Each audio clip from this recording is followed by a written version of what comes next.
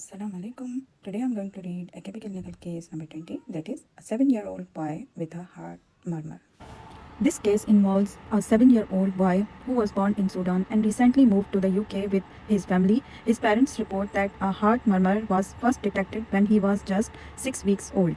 Despite this early finding, the child has not undergone any surgical intervention to address the heart murmur.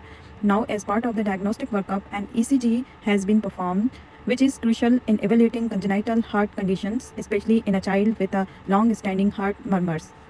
The ECG is analyzed systematically to identify any abnormalities. First, we look at the QRS axis, which in this case is minus 30 degrees. This represents left axis deviation, which is abnormal in children. Normally, the axis in children ranges between 0 to plus 90 degrees. A superior axis such as the one seen here is a significant finding because it is strongly associated with structural heart defects, particularly atrioventricular septal defects. The axis deviation occurs because the abnormal heart structure alters the direction of electrical activity. Next, we see the QRS complexes. There is an RSR pattern in lead V1, which indicates right bundle branch block. This means that the electrical conduction through the right ventricle is delayed. Right bundle branch block is commonly seen in structural abnormalities like atrioventricular septal defects, where the heart's conduction system is affected by the defect. The P waves are then evaluated, and in this case, they are normal. This indicates that the atria are not enlarged. If the P wave were abnormal, they would suggest conditions like P pulmonale, which is associated with right atrial enlargement due to problems like pulmonary hypertension. The absence of abnormal P wave here rule out such issues, keeping the focus on ventricular abnormalities. QT interval is also assessed. It is corrected for the child's heart rate, and in this case, it is within the normal range for a 7-year-old, which is less than 0.44 seconds.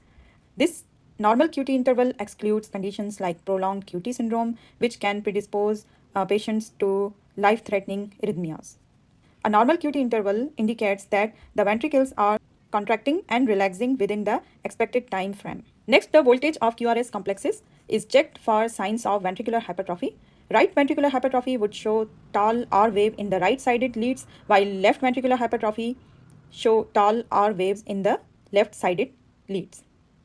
In this ECG, there is no evidence of increased voltage, which means there is no significant ventricular hypertrophy. This finding suggests that while there is a structural abnormality, the ventricles are not enlarged. The ST segment and T waves are also reviewed. The ST segment is flat or isoelectric, which is normal and indicates there is no injury or ischemia to the heart muscle. The T wave are appropriate for the child's age.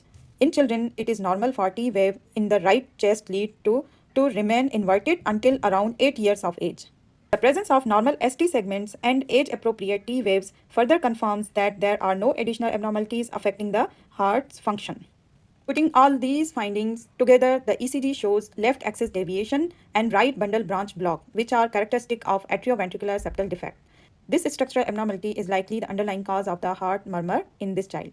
There are no other significant findings like atrial enlargement, prolonged QT intervals, or ventricular hypertrophy. Let's solve the first question asked in this case. Which of the following abnormalities are seen on the ECG? Select to answer from the list below. In this question, as we already discussed in detail while interpreting the ECG, the abnormalities identified are left axis deviation and right bundle branch block. The other options in this question are ruled out based on the ECG findings. We have already analyzed that abnormal ST segment is wrong because here the ST segment is normal with no elevation or depression, ruling out any ST segment abnormalities. The T waves are appropriate for the child's age in pediatric ECG. The T wave inversion in right chest is normal until around 8 years, so there is no abnormality in the T waves. Delta waves would suggest pre-excitation syndrome like WPW syndrome that is not present here. Next is left ventricular hypertrophy. There are no signs of left ventricular hypertrophy or right ventricular hypertrophy as the QRS voltages does not meet the criteria for either. Similarly, there are no peaked P waves that would suggest P pulmonale, and the Q interval is within in the normal range for the child's age, ruling out prolonged QT syndrome. Finally, the axis clearly points to left axis deviation, ruling out right axis deviation, which would place the axis between plus 90 and plus 180 degrees. So the abnormalities seen on this ECG are left axis deviation and right bundle branch block. In second question, we are tasked with identifying the most likely underlying diagnosis based on the ECG findings and clinical context. As we already discussed in detail, this ECG exhibits left axis deviation and right bundle branch block, both of which are significant abnormalities. These findings are not random. They point towards a specific structural heart defect, particularly atrioventricular septal defect. Let's revisit why AVSD is the most likely diagnosis. First, the presence of left axis deviation with the QRS axis at minus 30 degree is highly unusual in children and is a hallmark feature of AVSD. The left axis deviation arises because the abnormal development of the heart's and endocardial cushions disrupts the usual electrical pathways, redirecting the electrical activity in an atypical direction. Next, the RSR pattern in the lead V1 indicates of right bundle branch block further supports AVSD as the diagnosis. This bundle branch block occur because the structural defects in the atrioventricular region interfere with the conduction system, leading to delayed right ventricular depolarization. This is a common finding in patients with AVSD due to the anatomical defects to the conduction pathways. Now let's rule out other options that are ostium secundum atrial septal defect is less likely because it is typically associated with right axis deviation, no left axis deviation, and while it can also show right bundle branch block, the absence of right axis deviation makes this diagnosis improbable. Other options are patent ductus arteriosus. It usually does not cause these specific ECG changes unless severe pulmonary hypertension develops, which is not evident here. Next, primary pulmonary hypertension. It would present with right axis deviation and evidence of right ventricular hypertrophy, both of which are absent. Lastly, while ventricular septal defect can cause significant cardiac findings, it does not commonly present with the combination of left axis deviation and right bundle branch block as seen in this ECG.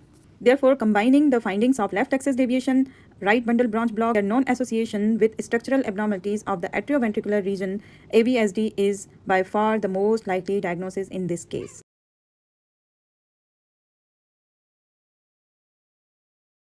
Thank you for listening. If you have any question, comment below, like, subscribe, and share.